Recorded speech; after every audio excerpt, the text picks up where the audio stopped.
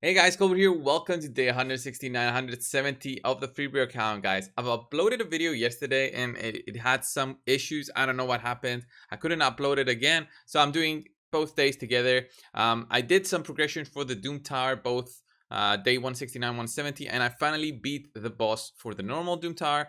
This is the best boss that you should be farming, the Eternal Dragon here.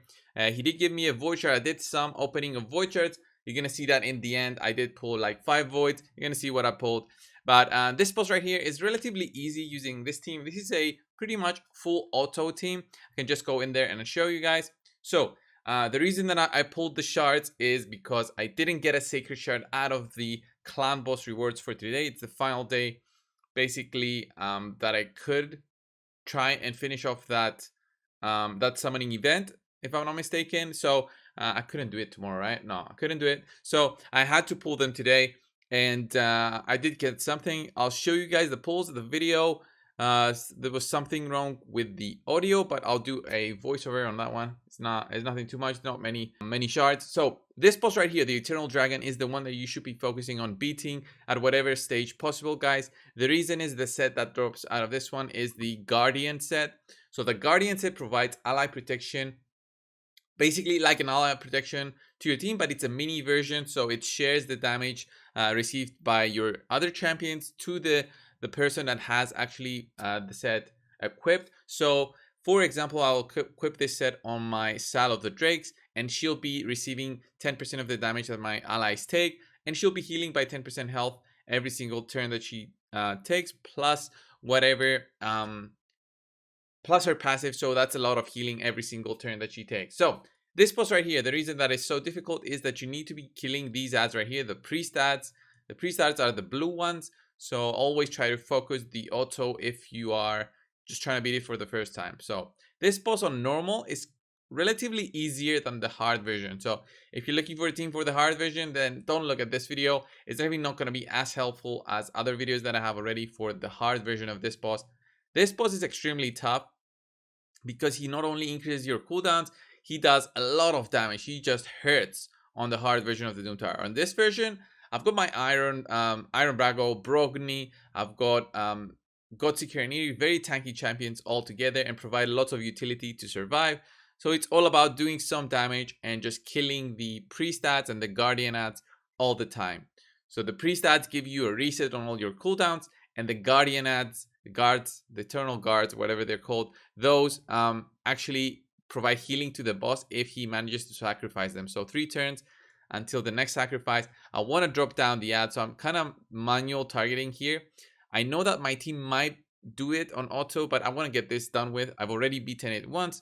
I just want to show you what you need to be doing if you just want to be looking for beating it once and fast. If you want to have an auto team, then this team would definitely beat it on auto. Anything that has some sort of high damage dealers. Single damage dealers work.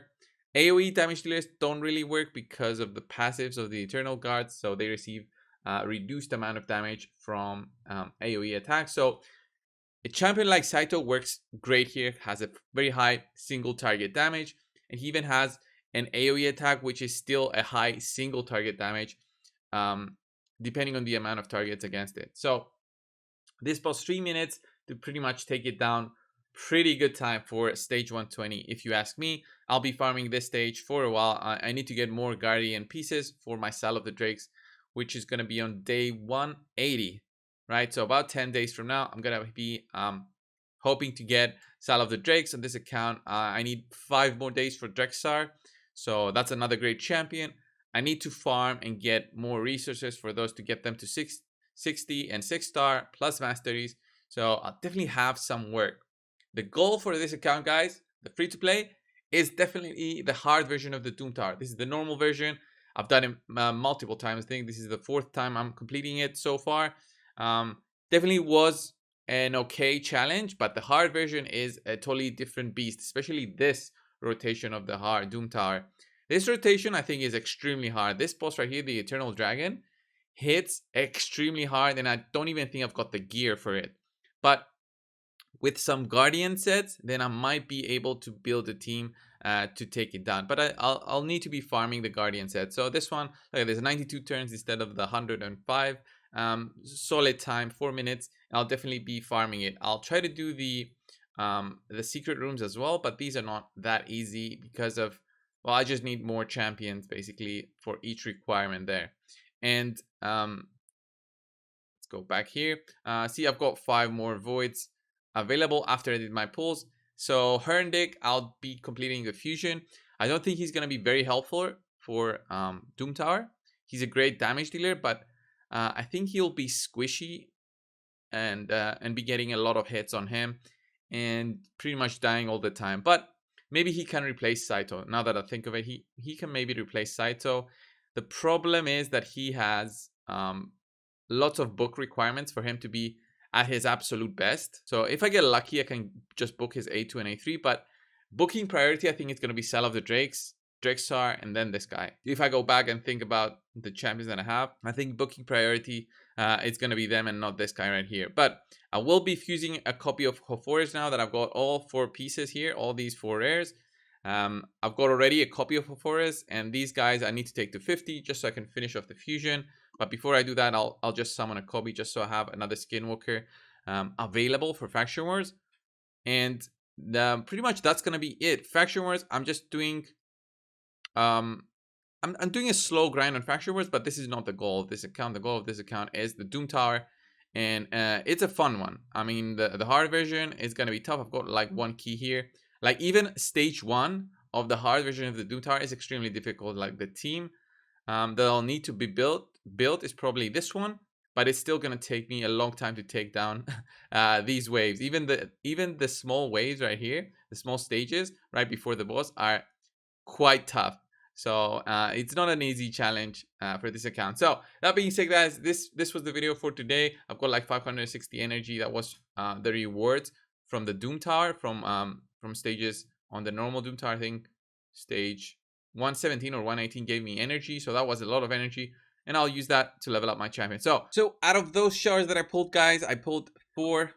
Yeah, it was 4 void shards and then 4 ancient shards. Nothing exciting happened. No legendary, so I didn't want to show those clips. I got some kind of food voids right here. Nothing too exciting right here, but I did get 2 epics, 2 brand new epics. One of them is Skyta Shaman. If you guys didn't know about Skyta Shaman, she's a really cool champion for high-end arena, although not so much used anymore. She can definitely be used in some situations for PvE as well. So Barbarians, Faction Wars, you can build her at level 50 still, but very high HP is a requirement, and you might experience some issues with her because of this very specific passive. So she has actually a decreased speed debuff on herself and also a chance to apply a fear debuff on herself, which kind of sucks for a champion. So that's why many built her with an immunity set. But even that being said, she's a great champion to have with a frenzy set, which gives you more turn meter the more health you lose. So she gains a lot of turn meter when that happens, and when she gets attacked as well. She has this as a remove all debuffs from all allies. It's a cleanse, revive on death, block debuffs buff.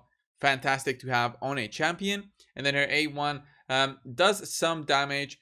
She also heals herself, and depending on how much HP she has, she might even gain a turn meter if she is with 50% HP or higher. So most importantly, people use her for her A2, honestly. The healing is a good part from her passive, but her A2 is what everyone uses her.